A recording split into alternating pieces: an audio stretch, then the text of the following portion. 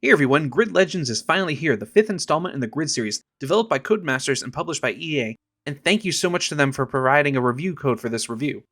As you may know, I've become a big fan of racing games over the past few years, and have spent quite a bit of time playing The Crew 2, Forza Horizon 5, GT Sport, F1 2021, and various Need for Speed games. Obviously, there's a huge amount of variation between all of those games, ranging from arcade racers to highly advanced sim racing, and everything in between. So I was curious how Grid Legends would place on the grid, as it is now probably the absolute best time to be a racing game fan, as we have so many good games to choose from. So with that said, if you enjoy the review, be sure to hit the like button and subscribe for more gaming reviews and discussions, and let's get into it. Grid Legends offers a variety of different types of cars to race, everything from hypercars to touring cars and trucks with over 100 vehicles to choose from. It's definitely shooting for that in-between of sim and arcade racing, although it does lean more heavily to the arcade side of things. Of course, this depends on the difficulty settings you choose, so we'll be going over that later in the review. There's a variety of modes to choose from, and the game allows for quite a bit of customization for races. Not to mention up to 22 players in multiplayer mode, which is available for custom races, and 2 players in career and story modes.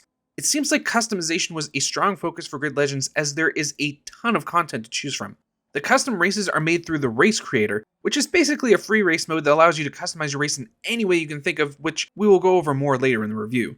First, let's go over the racing mechanics, and then move to the story and career mode, and finish things up with a progression system and my final thoughts. When it comes to racing disciplines, there's a lot to choose from. We get circuit racing, drift, electric, elimination, head-to-head, multi-class, time attack, and time trial. The story, which I'll go over more in just a bit, will showcase all of these styles of races so you get a feel for the game. The elimination and multi-class races in particular were pretty interesting. Multi-class racing is just how it sounds. You can race a tractor-trailer against a hypercar and everything in between. Slower vehicles will get a head start, so it creates some insane combinations. In elimination, you are driving around a track. However, every so often, the person in last place is eliminated from the race, till eventually we'll have the last 2 people squaring off till the final countdown. It's a pretty intense mode, and I had some great battles with the AI, one coming down to the literal last second where the AI and I were slammed next to each other, and I won by my car being ahead by just a few feet. In fact, I was really impressed with the AI, as intense organic moments like that were fairly common.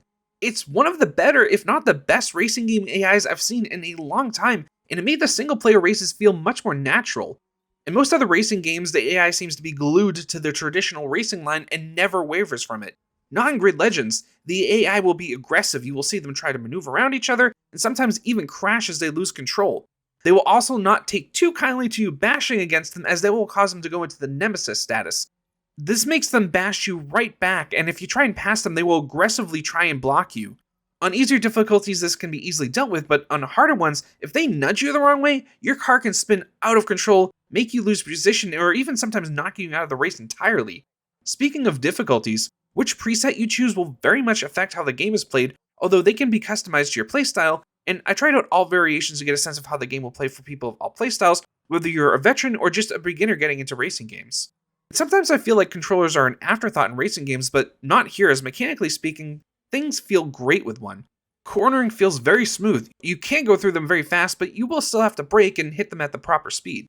While you can go into drifts with a handbrake, this isn't like Need for Speed, so I generally found drifting to slow me down in most areas. Although that being said, some corners drifting can be useful, so I did like the aspect of trying to find out the best way to approach each corner. Cars have a good weight to them, and each one has its own unique feel. Tracks like the Dormont T36 Brawler Sport were unwieldy beast, where it felt like turning the steering wheel was more of a suggestion than a command. Then you had the Dodge Challenger SRT Demon, which felt violent as it blasted through each track. Electric vehicles, while amazing, still freak me out since they are essentially silent. You just get that odd high-pitched sound as they blaze through a course. There's a good selection of car brands here, although some major ones might only have 1 or 2 cars to choose from. I played the PS5 version, so I tried out the force feedback and haptic feedback, and also turned them off as well to get a feel for how things would be for people on other systems. As far as the controller vibration goes, it was very well done. The force feedback does a great job of informing you if you're going to a corner too fast, and if you're going over a curb or an elevation change. I generally do turn off vibration on controllers as it bothers my hands, but I actually kept it on most of the time here as it helps with racing in general, and I found it to be subtle enough not to bother my hands like in other games. I have more mixed feelings when it comes to the trigger haptic feedback, however. It attempts to simulate the resistance you would get from pushing down on your car's brakes and gas pedals. Honestly, it works fine, but it does nothing for me, and once I turned it off, I really didn't notice any difference, but this does depend from game to game. Like in F1 2021, I played with traction control turned off, and having the haptic feedback absolutely helps out. But given the more arcade racing style of Grid Legends, it's not needed as much here. Personally, I will be leaving it off, but it's there for people who do enjoy it. There's 5 difficulties ranging from easy to legend. For me personally, everything up to hard was not challenging, and I generally won races by a considerable margin. Expert did give me some challenge in the first few races, but once I got used to it, again, I won very easily. Legend, on the other hand, proved to be very challenging, so if you are a veteran of racing games, I'd suggest just going with Expert to start or even Legend difficulty right off the bat. Each difficulty allows you to customize your level of ABS, traction, and stability. This is where you can really allow the game to be more arcadey or slightly more sim depending on your preferences. Now, I've been playing a ton of F1 2021 lately, and comparing that to this, it's not nearly as difficult even with turning all the assists off. I was afraid about turning off ABS because that is generally the one thing that gives me difficulty with a controller, but it's actually pretty manageable here. Same with traction and stability here, as even with them off, you can still corner very fast, but you will have to be more mindful of entering each corner at the correct speed or you will crash or even spin out sometimes. When it comes to tire spin, it's actually pretty uncommon. I really only noticed lack of traction on curbs and elevation changes, which you really do have to watch out for because if you go too fast over a bump or going over an incline, you will spin out. So I did enjoy that extra layer of difficulty. Of course, it highly depends on the car you're driving as well, as they did a very good job of making each style of car feel and handle differently from each other. If you have all the assists on, you can have a great arcade racing experience. That will be very friendly to people who are just getting into racing games. As I said earlier, it's more of an arcade racer, but if you do turn up the difficulty and turn off the assist, there is absolutely challenge to be had even for racing game veterans. For newer players, you can also turn on a racing line that can be always up or just during corners, which is a great way to learn how to properly brake and will help you go faster overall around each track. There's also semi-automatic and manual transmissions with a clutch override option as well. I generally do use manual transmission in most games like in F1 2021 and GT Sport, and while I did use it in a good amount of races here, I opted to go with automatic transmission because I feel like that works better with the more arcadey nature of the game. Also, it can be pretty difficult to shift gears while fighting against the Nemesis AI. The semi-automatic option was pretty interesting and should prove to be useful for people wanting to get the best of both worlds. Last few things are damage level, terminal damage, and flashbacks. Damage level allows the damage to your card to be visual or actually affect your driving. Things can get insane with the damage on it, as I had one race in Bugatti Veyron Super Sport where my left 2 wheels were blown off and I finished the race on my hubcaps. You'll see pieces and parts of cars flying off during races, and we'll have to avoid destroy cars on the track as well. Terminal damage didn't happen too often. You really have to smash your car head on at full speed to be damaged that badly. If it does happen, you can use one of your flashbacks to revert back to before the crash. You get 3 flashbacks per race, and I think that's a pretty fair amount. If you turn off assist, then it's actually best used in case the AI smashes into you, knocking you off the track, as that can happen. Overall, I really enjoyed the racing mechanics, and for me, it was a nice switch up from GT Sport and F1 2021. I'm trying to think of the game to compare it to, but I don't have any that line up perfectly with it. I'd say it's more sim than Need for Speed Heat, but just slightly more arcadey than Forza Horizon 5. Mechanically speaking, I think it's a great game to learn racing game mechanics, because it's not so overly complicated that it's too difficult for beginners to get into, but does provide enough depth so that even veteran racers can have fun. There's over 20 locations, and while that might not seem like a lot, each one has upwards of 6 variations. Some of those variations being very different from each other, so there are actually over 100 different tracks. Most are circuits, although there are a number of sprint races as well. Locations are spread around the world and range from real-life racetracks to the streets of major cities like London or Shanghai or even San Francisco. You want to do a Formula X race at night in the snow in Shanghai, race through Chicago during a torrential downpour, or go through Brands Hatch Indy Circuit in sunny weather? Yes, there are a ton of combinations, and even the weather can really change each race drastically. The weather effects look amazing and give even more replayability to each location. I was impressed with the course design overall. The tracks provide a good variation of difficulties to choose from, and the locations that were made for the game turned out great. While going through the story, I thought to myself, the writer definitely binge-watched Netflix's Drive to Survive before writing this, and it actually does seem like that was the case, as it was said to be inspired by it. And it shows as the story creates a fake behind the scenes of a racing team Seneca which you are recruited to race for. It actually uses live action footage mixed in with 3D animation backgrounds in certain scenes, which is somewhat similar to what was done for Need for Speed 2016. Although that being said, the production values are definitely higher here, and anyone who has seen Drive to Survive will absolutely recognize certain story beats that were inspired by F1 events over the past few years. Seneca Racing is one of 11 teams that compete in the yearly Grid World Series, with each team having 2 racers. The Grid World Series is a collection of races, and the top 10 teams eventually go on to compete in the finals called the Gauntlet. Every race will be in a new car, so we have to get used to each car's quirks quickly, especially on higher difficulties. This is a heavily dramatized story that is fairly brief and can be completed in 1 or 2 sittings, although that will depend on the difficulty you choose to play on. While some of the acting in the story was actually very good, there were a few uneven performances that unfortunately made the whole experience rather cheesy, as they chose to make the villains overly arch. The antagonist, Ravencrest Racing, are clearly very aggressive towards other racers. Their lead racer was given his position by his wealthy uncle who controls the team, and has won the Grid World Series in the past 5 years in a row. Seneca Racing is a ragtagish team built of people who have great potential but have yet to prove themselves. And of course, it's your job as their newest racer to win the Grid World Series and show what Seneca Racing is capable of. I do appreciate the attempt to make a stronger narrative in a racing game, something I'd like to see more of, but the writing made everything far too generic and over the top to be taken seriously at times. The story is short, so characters have limited screen time, giving them a very one-dimensional feel. Also, the dialogue felt incredibly forced and at times came off a bit cringy. However, it does serve as a good way to try out everything and get a feel for the game. The story mode is the backstory for a career mode, which essentially is the main progression system of the game and where the majority of time will be spent in single player. Although you do have the ability to invite a friend to join you in both career and story modes, as they can take over the AI racer on your team. So let's go into career mode. It has 4 different tiers of races, each one with a ton of different races to choose from. This is where you will get to unlock new cars and earn most of your money to buy new ones. I actually do like how they did the progression system for cars. If you do not own a car yet or have not unlocked it, you can still race using any car in the race creator, which is basically a free play mode. You just incur a 40% reduction in prize money if you rent out a car. This is great for new players jumping in with friends as they will not have to worry about progression.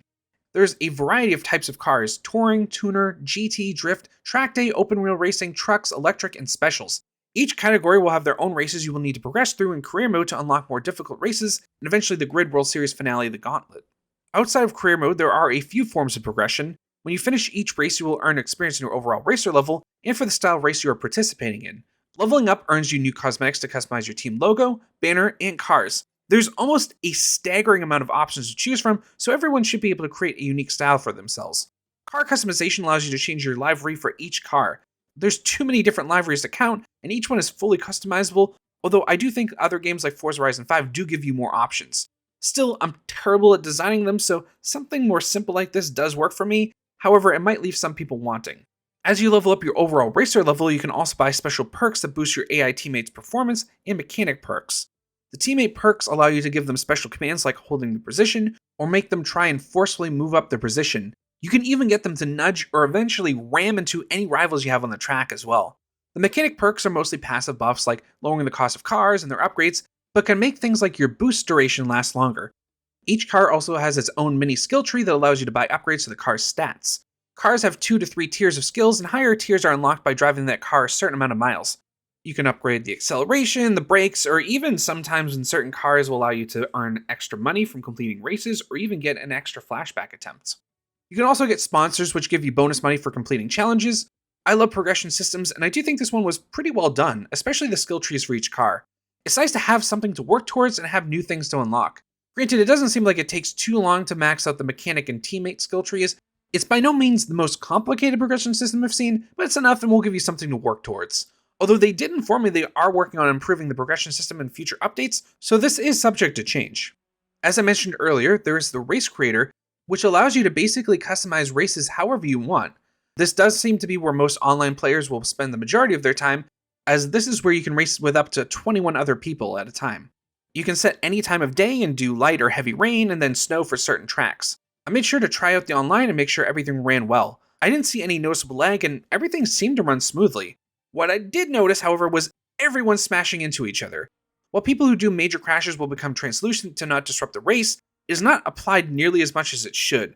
I had a few races where people continually smashed into my backside and side and eventually caused me to spin out. The thing is, if you go through corners at the proper speed, people who are just speeding along as fast as possible can smash into you, use your car to get themselves through a turn. It's a huge issue that I've had with Forza Horizon 5 its multiplayer, and I hope they figure out something for Grid Legends to make it more fun for people who actually want to properly race.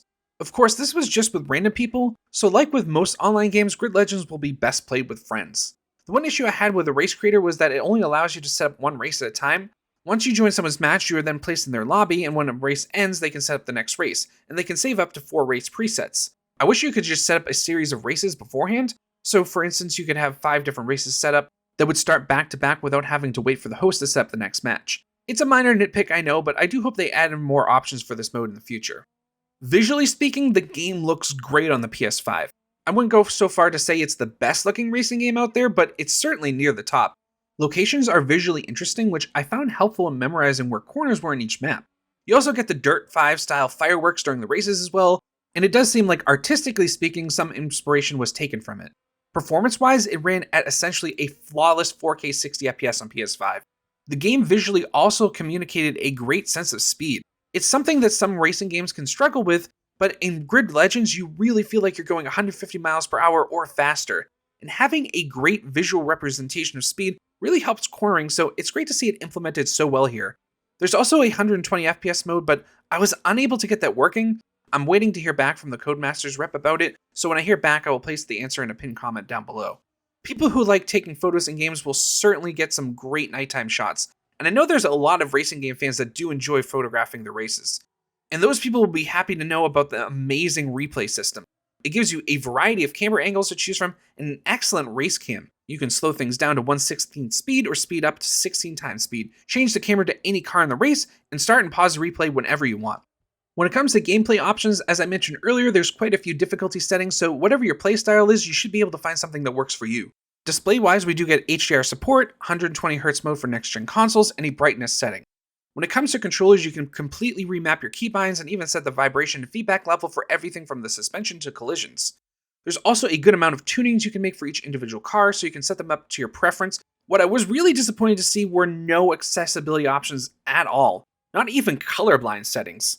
There's been a huge push to see more accessibility in games, and I do know it's an additional cost and adds to development time, but I do wish we saw more in Grid Legends. Hopefully in future patches they will add them in so more people can enjoy the game.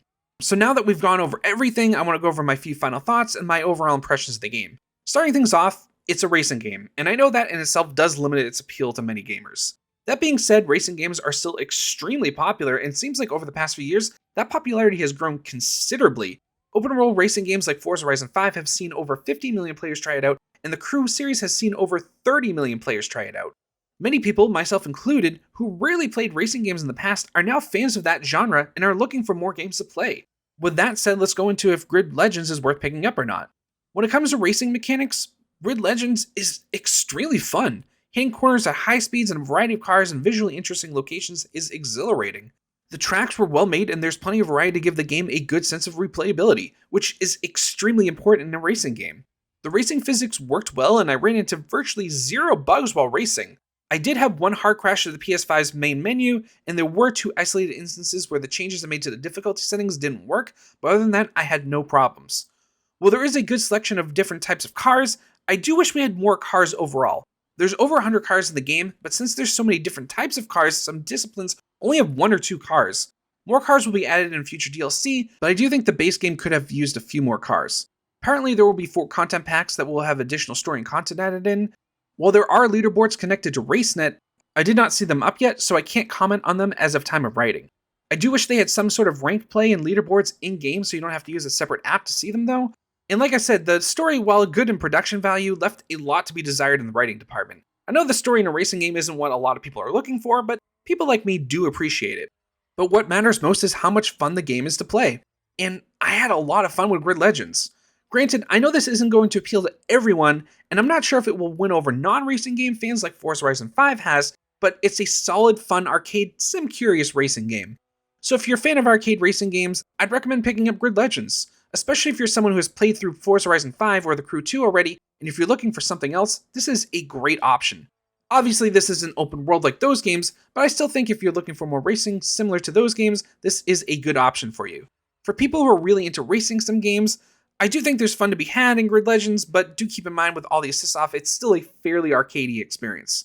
But for anyone interested, you can try out a 10-hour trial of the game if you're subscribed to EA Play or Game Pass Ultimate. Honestly, if you have either, even if you're only a casual racing game fan, I'd say go ahead and download it right now. Given the customization of races and the fact that you can race up to 22 people at a time, this could be really fun for people in larger gaming friend groups as well. I am kind of getting away from rating games now since so many can drastically change through updates. However, I'm going to give Grid Legends a 7 out of 10. Granted, most of my issues with the game can easily be improved with patches. I'll still be playing after this review and will more than likely cover the future DLC updates as well. I'm curious to see how this does against GT7. Obviously, there are different styles of racing games, but as I said earlier, it's never been a better time to be a racing game fan as there are so many games to choose from now. Anyways, thanks so much for watching. I'll see you all in the next video.